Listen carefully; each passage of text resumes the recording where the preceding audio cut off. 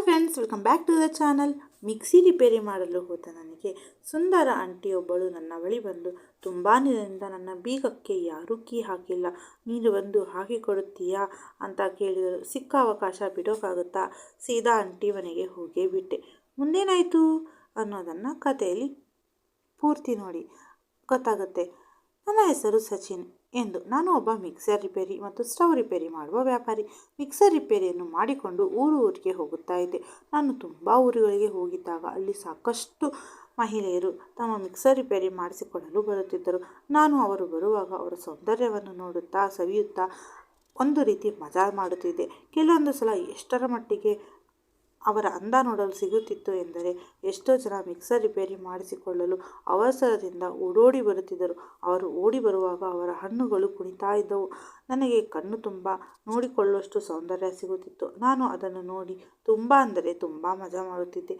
ಹೀಗೆ ನಾನು ಒಂದು ದಿನ ಒಂದು ಊರಿಗೆ ಮಿಕ್ಸರ್ ರಿಪೇರಿ ಮಾಡಲು ಹೋಗಿದ್ದಾಗ ಆ ಒಂದು ಊರಿನಲ್ಲಿ ಹೆಚ್ಚು ಮನೆಗಳು ಇರಲಿಲ್ಲ.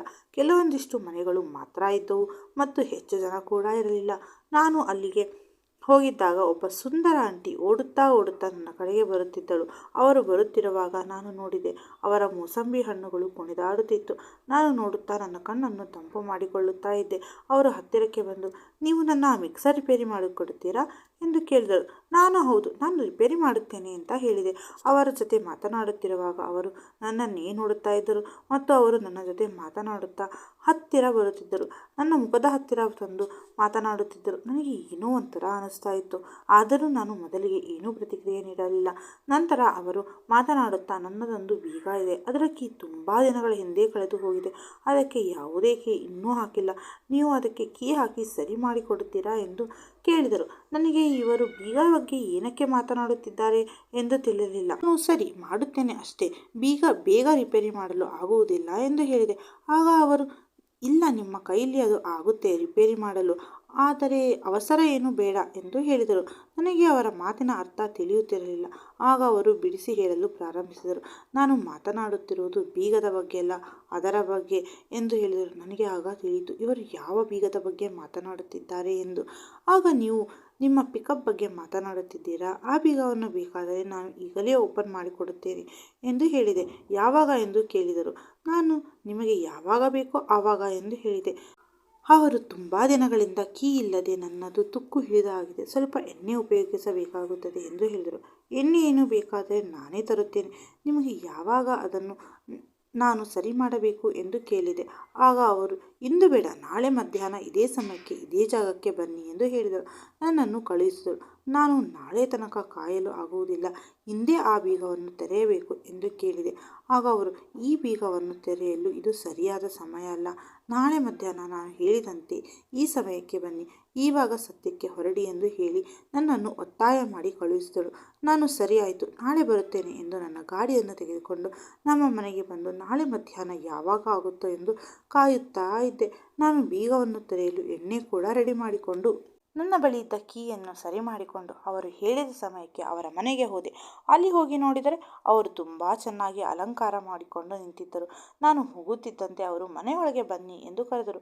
ಒಳಗೆ ಹೋದ ಕೂಡಲೇ, ಎಲ್ಲಿ ಬೀಗ, ನಾನು ಅದನ್ನು ಈಗಲೇ ನೋಡಬೇಕು ಎಂದು ಹೇಳಿದೆ. ಆಗ ಅವರು, ಅವಸರ ಮಾಡಬೇಡ, ಸ್ವಲ್ಪ ಸಮಾಧಾನದಿಂದ ಇರು ಎಂದರು. ನಾನು ಇಲ್ಲ, ನಾನು ಆ ಬೀಗವನ್ನು ಈಗಲೇ ತೆರೆಯಬೇಕು ಎಂದು ಹೇಳಿದಾಗ ಅವರು, ಆ ಬೀಗವನ್ನು ನಿಮ್ಮ ಕೈಯಿಂದಲೇ ತೆರೆಸಬೇಕು ಎಂದು ತುಂಬ ಆಸೆ ಇದೆ, ಆದರೆ ಅವಸರ ಮಾಡಿದರೆ ಆ ಕೆಲಸ ಬೇಗ ಮುಗಿದು ಹೋಗುತ್ತಿದೆ, ಹಾಗೆ ಸ್ವಲ್ಪ ಸಮಾಧಾನದಿಂದ ಇರು, ನಾನು ನಿನಗೆ ತಂಪು ಪಾನೀಯ ಮಾಡಿಕೊಡುತ್ತೇನೆ, ಮೊದಲು ಕುಡಿ ಎಂದು ಹೇಳಿದಳು. ನಾನು ಸರಿ ಎಂದು ಅವರು ತಂದುಕೊಟ್ಟ ತಂಪು ಪಾನೀಯವನ್ನು ಕುಡಿದು ಮೊದಲಿಗೆ ಸುಮ್ಮನೆ ಕುಳಿತುಕೊಂಡಿದ್ದೆ. ಮೊದಲು ಅವರು ಆ ಕೆಲಸವನ್ನು ಶುರು ಮಾಡುವ ಮೊದಲು ಸ್ವಲ್ಪ ಪರಿಚಯ ಮಾಡಿಕೊಳ್ಳೋಣ ಎಂದರು. ನಾನಾಗ, ಅಯ್ಯೋ, ಈಗ ಅದೆಲ್ಲ ಬೇಕಾ, ಮೊದಲು ಕೆಲಸ ಶುರು ಮಾಡೋಣ ಎಂದು ಹೇಳಿದೆ. ಆಗ ಅವರು, ನನಗೆ ಮೊದಲೇ ಈ ರೀತಿ ಮಾತನಾಡಿ ಆಮೇಲೆ ಕೆಲಸ ಶುರು ಮಾಡಿದರೆ ಸ್ವಲ್ಪ ಮಜಾ ಸಿಗುತ್ತೆ ಎಂದು ಹೇಳಿದರು. ನನಗೆ, ಅಯ್ಯೋ, ನಿನ್ನೆ ಮಧ್ಯಾಹ್ನದಿಂದ ಇಂದು ಮಧ್ಯಾಹ್ನದವರೆಗೂ ಯಾವಾಗ ನಾನು ನಿಮ್ಮ ಮನೆಗೆ ಬರುತ್ತೇನೋ, ಯಾವಾಗ ನಿಮ್ಮ ಬೀಗದ ಕೈ ಓಪನ್ ಮಾಡುತ್ತೇನೋ ಅಂತ ಕಾಯ್ತಾ ಇದ್ದೆ, ಆದರೆ ಬಂದ ಮೇಲೆ ನೀವು ಇಷ್ಟೊಂದು ಕಾಯಿಸ್ತಾ ಇದ್ದೀರಲ್ಲ, ಇದು ನ್ಯಾಯನಾ ಎಂದು ಕೇಳಿದೆ. ಆಗ ಅವರು, ಎಷ್ಟು ಸಮಾಧಾನದಿಂದ ಕೆಲಸ ಮಾಡುತ್ತೇವೋ ಅಷ್ಟು ಕೆಲಸ ಸಾಗುತ್ತದೆ ಮತ್ತು ನಮಗೆ ನೆಮ್ಮದಿ ಕೂಡ ಸಿಗುತ್ತದೆ, ನೀವು ಅವಸರ ಮಾಡಿದರೆ ಅದು ಬೇಗ ಮುಗಿದು ಹೋಗುತ್ತದೆ, ಹಾಗಾಗಿ ನಾನು ನಿಮ್ಮನ್ನು ಸಮಾಧಾನ ಮಾಡುತ್ತಿದ್ದೇನೆ ಎಂದರು. ನನಗೆ ನನ್ನ ಶಕ್ತಿಯ ಬಗ್ಗೆ ಗೊತ್ತು. ನಾನು ಏನಿಲ್ಲ ಅಂದರೂ ಸುಮಾರು 2 ಗಂಟೆಯೊಳವರೆಗೂ ಯಾವುದೇ ವಿರಾಮ ತೆಗೆದುಕೊಳ್ಳದೆ ಕೆಲಸ ಮಾಡುತ್ತೇನೆ ಎಂದು ಹೇಳಿದೆ. ಆಗ ಅವರು, ಹೌದಾ, ನಿಮ್ಮ ಬಳಿ ಅಷ್ಟೊಂದು ಶಕ್ತಿ ಇದೆಯಾ? ನಿಮ್ಮ ತಮ್ಮ ಅಷ್ಟೊಂದು ಶಕ್ತಿಶಾಲಿನಾ ಎಂದು ಕೇಳಿದರು. ನೀವು ಒಮ್ಮೆ ಆ ಕೆಲಸ ಮಾಡಲು ಬಿಡಿ. ನಾನು ನನ್ನ ಶಕ್ತಿ ಏನು ಅಂತ ಮತ್ತು ನನ್ನ ತಮ್ಮನ ಶಕ್ತಿ ಏನು ಅಂತ ನಿಮಗೆ ತೋರಿಸ್ತೇನೆ. ಆಗ ನೀವೇ ಗಾಬರಿಯಾಗುತ್ತೀರಾ ಎಂದು ಹೇಳಿದೆ. ಆಗ ಅವರು, ಸರಿ ಆಯಿತು, ಶುರು ಮಾಡೋಣವೇ ಎಂದು ಕೇಳಿದರು. ನಾನು, ಕೇಳುತ್ತೀರಲ್ಲ, ಶುರು ಮಾಡೋಣ ಬನ್ನಿ ಎಂದು ಹೇಳಿದೆ. ಆಗ ಅವರು, ಎಲ್ಲಿಂದ ಶುರು ಮಾಡ್ತೀಯಾ ಎಂದು ಕೇಳಿದರು. ನನಗೆ ಈ ಕೆಲಸ ಬಗ್ಗೆ ನನ್ನ ಮೊಬೈಲಲ್ಲಿ ನೋಡಿದ್ದು ಬಿಟ್ಟರೆ ಆ ಮೊದಲ ಅನುಭವ ಇದೆ ನನ್ನ ಕೆಲಸ ಮಾಡುತ್ತಿರುವುದು ಎಂದು ಹೇಳಿದೆ. ಹಾಗಾಗಿ ನೀವು ಏನಾದರೂ ತೊಂದರೆಯಾದರೆ ಅಥವಾ ತಪ್ಪಾದರೆ ನನ್ನನ್ನು ಕ್ಷಮಿಸಿ ಎಂದು ಹೇಳಿದೆ. ಆಗ ಅವರು, ನಿಮಗೆ ಈ ಕೆಲಸದಲ್ಲಿ ಪರಿಚಯ ಇಲ್ಲದಿರಬಹುದು, ಆದರೆ ನನಗೆ ಈ ಕೆಲಸದ ಬಗ್ಗೆ ತುಂಬ ಅಂದರೆ ತುಂಬ ಪರಿಚಯ ಇದೆ.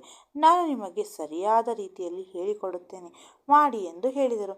ನನಗೆ, ಹೌದಾ, ಒಳ್ಳೆಯದೇ ಆಯಿತು, ಹೇಳಿ, ಮೊದಲು ಹೇಗೆ ಪ್ರಾರಂಭ ಮಾಡಿಲ್ಲಿ ಎಂದು ಕೇಳಿದೆ. ಆಗ ಅವರು, ನೀನು ಮೊದಲು ಈ ರೀತಿ ಮಾಡು. ನಾನು ಅದಾದ ಮೇಲೆ ಅವರು ಹೇಳಿದ ರೀತಿಯಲ್ಲೇ ಮಾಡುತ್ತಾ ಹೋದೆ. ನನಗೆ ಅವರು ತುಂಬ ಚೆನ್ನಾಗಿ ಕೆಲಸ ಹೇಳಿಕೊಟ್ಟರು. ನನಗೆ ಅದು ಮೊದಲ ಬಾರಿ ಆದ್ದರಿಂದ ಅಷ್ಟಾಗಿ ಗೊತ್ತಿರಲಿಲ್ಲ.